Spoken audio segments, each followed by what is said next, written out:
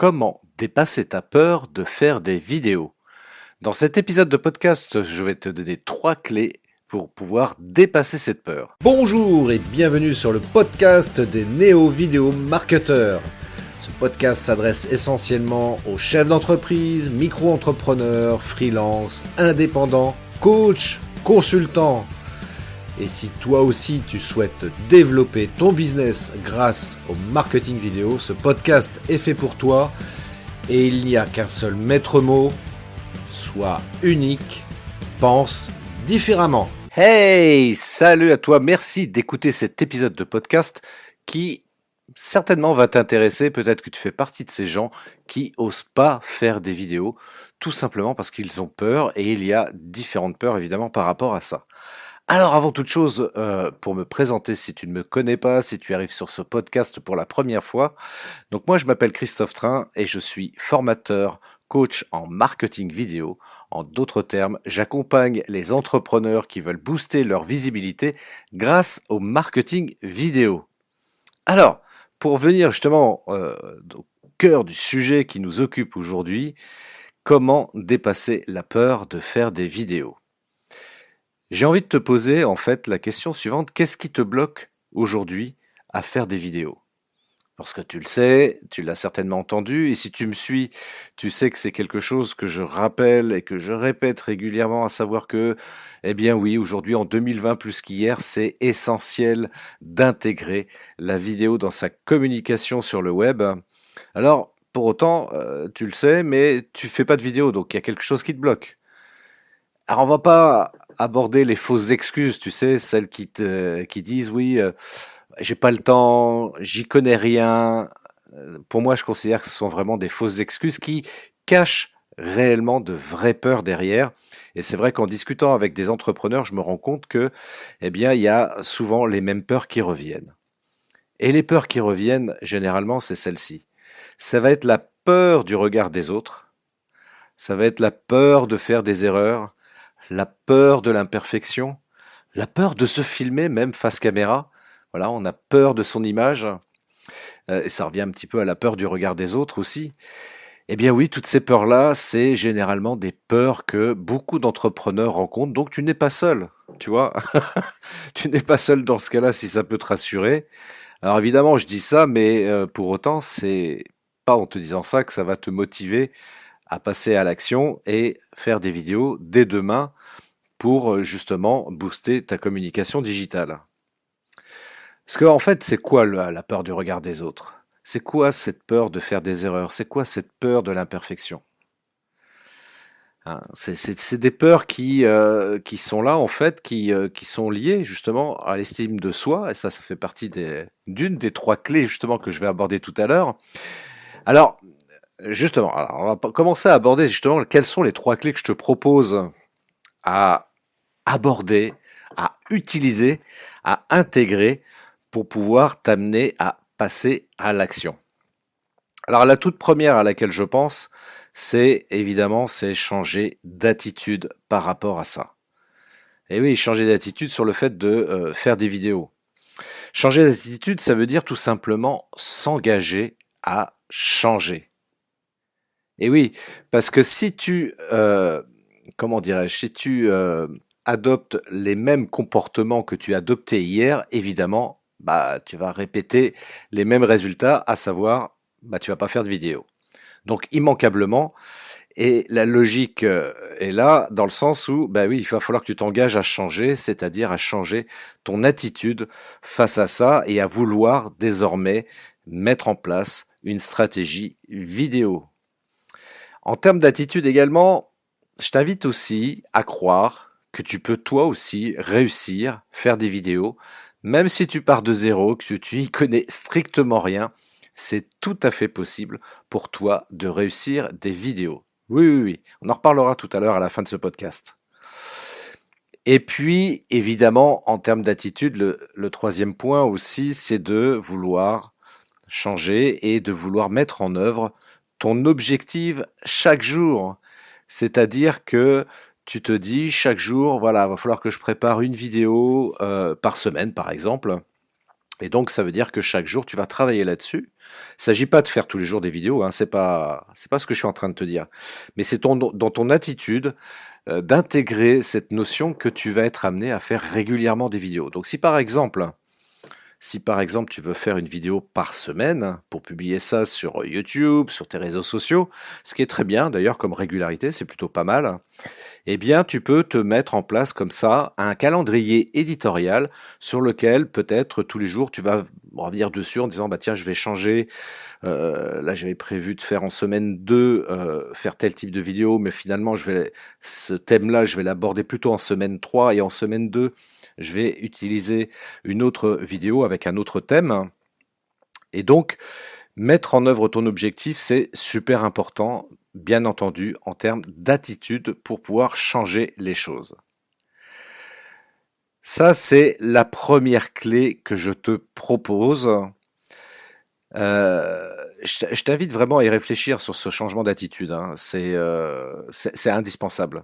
C'est indispensable. Il est souhaitable vraiment.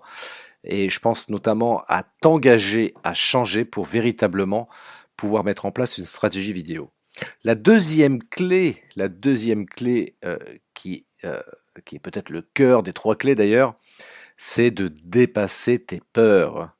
Dépasse tes peurs. Alors, moi, je t'invite par exemple à essayer d'identifier ta principale peur. De quoi tu as peur précisément?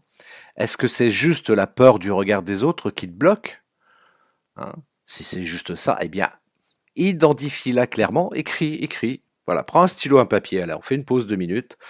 Prends un stylo, un papier et note ta peur. C'est quoi ta peur précisément? Est-ce que c'est la peur du regard des autres? Est-ce que c'est la peur de faire des erreurs? Est-ce que c'est la peur de l'imperfection? Est-ce que c'est la peur de te filmer face caméra? Note-le parce que c'est super important de pouvoir identifier très précisément la peur qui te bloque et qui t'empêche donc de faire des vidéos. Voilà. Est-ce que tu as pris le temps de noter donc cette peur-là? C'est parfait. Écoute, maintenant je vais te poser une deuxième question. Une deuxième question qui est qu'est-ce qui se passerait si tes pires craintes se réalisaient de la pire manière qu'il soit? Je répète, que se passerait-il si tes pires craintes se réalisaient de la pire manière qu'il soit? Tu survivrais, n'est-ce pas, hein? Bah oui.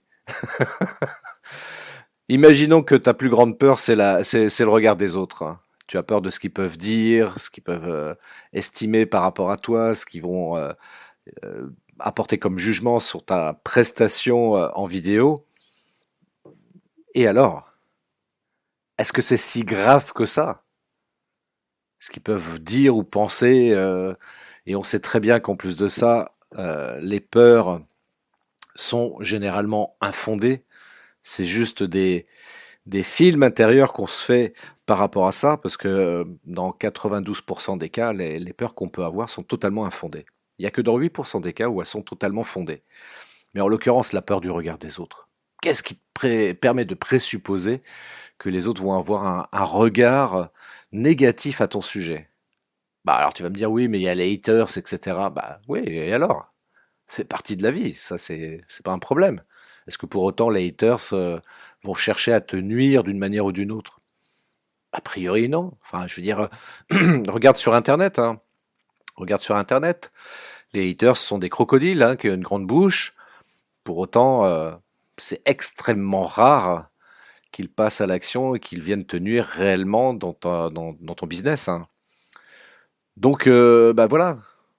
Donc, il va pas se passer grand-chose de grave en définitive. De la même manière, hein, tu vois, la peur de te filmer, qu'est-ce qui peut se passer de pire? Qu'est-ce qui peut se passer de pire si tu te filmes? Que la caméra se coupe. Et alors, tu recommences, c'est pas grave. Tu vois ce que je veux dire? Donc tu vois, déjà, en te posant cette question-là, d'un coup, ça fait baisser un peu la pression, là, d'un coup. Tu le sens, ça? Hein? C'est magique, hein? Donc pose-toi cette question-là quand tu as ce type de peur, quand tu veux passer à l'action, c'est-à-dire, voilà, te filmer face caméra, et que tu as une peur qui arrive comme ça dans ta tête, dis-toi tout de suite, voilà, qu'est-ce qui peut se passer de pire? Rien. Rien du tout. Et bim, comme ça, la pression, elle redescend automatiquement. Et c'est de cette manière Tu vois, c'est de cette manière que tu vas pouvoir dépasser ta peur. Voilà, donc troisième clé que je te partage, la troisième clé, ça va concerner, comme je l'évoquais tout à l'heure, l'estime de soi. L'estime de soi, alors c'est quoi l'estime de soi? Qu'est-ce que ça comprend l'estime de soi? En fait, ça comprend trois choses. Ça comprend la confiance en soi, l'image de soi et l'amour de soi. Voilà, si ces trois critères sont parfaitement équilibrés positivement pour le coup, eh bien évidemment ça va nourrir et renforcer ton estime de toi et ça c'est super important. Donc comment faire pour y arriver à enrichir, à nourrir cette estime de soi? En fait, moi je te conseillerais éventuellement d'adopter ce précepte qui se trouve, je crois, sur le fronton de Delphes en Grèce qui dit connais-toi toi-même. Voilà, connais-toi toi-même. Se connaître soi-même, en fait, ça veut dire se connaître dans toute sa globalité, avec ses défauts et ses qualités, et de s'aimer intégralement, de manière inconditionnelle. Et donc, tu t'acceptes tel que tu es. Tu vois, on n'est pas parfait. Même moi, tu vois, je suis pas parfait. J'ai des défauts aussi, tu sais. Je sais pas si tu me connais intimement, mais si tu me connais un peu plus intimement, tu sais que j'ai des défauts et pour autant, bah ces défauts, tu vois, moi je les accueille. Tu vois, j'en fais presque des potes, tu vois, et ça me permet de mieux les apprécier. Et du coup, ces défauts-là font moins de mal, me font moins de mal à moi et extérieurement aussi. Et à partir du moment donc où tu acceptes qui tu es, tel que tu es, eh ben les choses se passent beaucoup mieux et ton estime de toi se retrouve du coup un peu plus gonflée. Un conseil également par rapport à l'estime de toi, fais taire ta critique intérieure. Ah, mais oui, je sais, on est tous tentés parfois quand on fait quelque chose pas bien, bah on se dit putain, mais quel nul, mais quel con, mais quel gros con je suis d'avoir fait ça, quoi. Essaye de. Prends le temps d'essayer de te considérer avec beaucoup plus de bienveillance et d'amour par rapport à toi.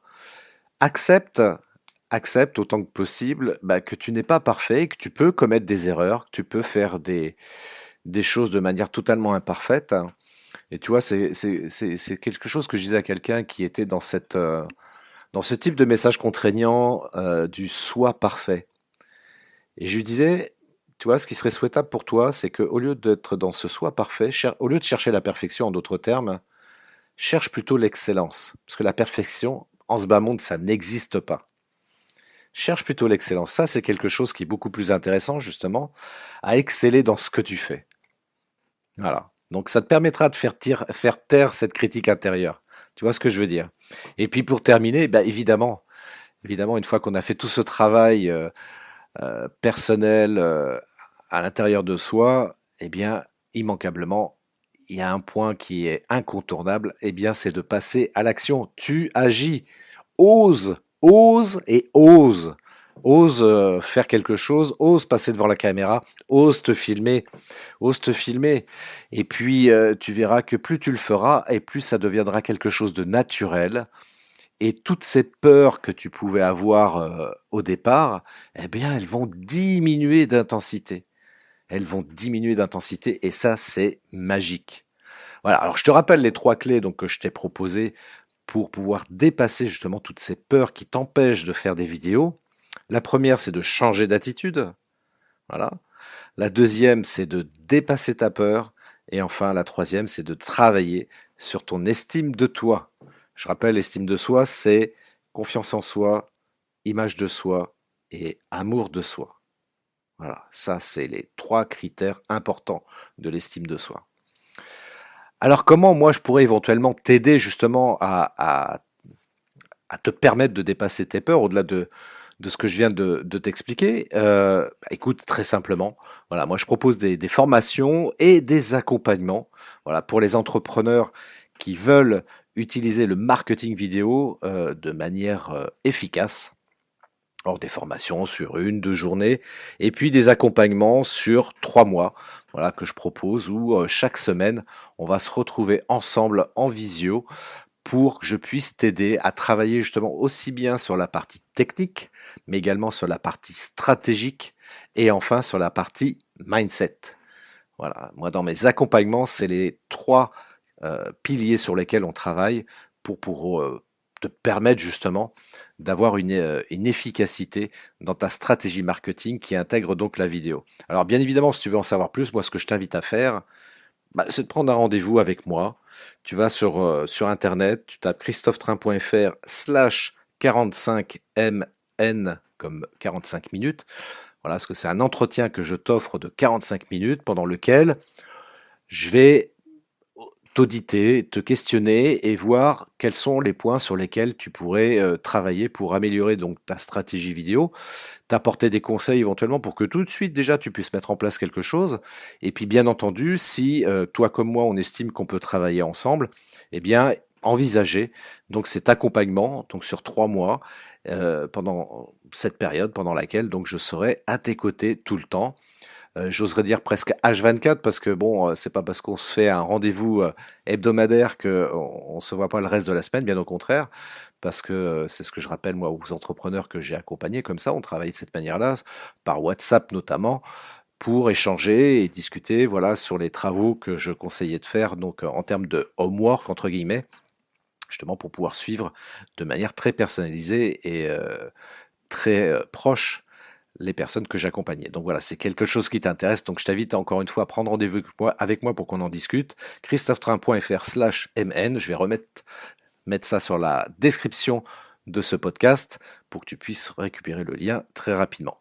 J'espère que cet épisode de podcast t'a intéressé, que ça t'a apporté quelque chose et que tu vas, même si tu prends pas contact avec moi, mais que ça va au moins t'inspirer et te motiver pour essayer de faire des vidéos, que tu puisses booster comme ça ta visibilité sur le web. Je t'invite d'ailleurs à réécouter certains épisodes de podcast où je rentre sur certains domaines techniques qui peuvent également t'aider justement dans cette démarche-là. Et puis aussi sur ma chaîne YouTube où je donne également quelques conseils sur la partie technique. Voilà, déjà avec tout ça, tu peux déjà pas mal te débrouiller et puis éventuellement aussi récupérer le e-book que j'offre concernant le marketing vidéo, donc depuis mon site web christophetrain.fr. Je te souhaite une magnifique semaine, une très très belle journée et puis je te donne rendez-vous pour un prochain podcast sur les néo-vidéo marketeurs. Ciao. Merci d'avoir écouté cet épisode de podcast des néo-vidéo marketeurs. Si tu as une question ou un commentaire, contacte-moi directement sur christophetrain.fr. Je me ferai un plaisir de te répondre rapidement. Et si tu m'écoutes via Apple Podcast, eh bien n'hésite pas également à me laisser un avis 5 étoiles et un commentaire, ça me fera plaisir. Je te souhaite une très très belle journée et je te donne rendez-vous pour un nouvel épisode très très bientôt. Ciao.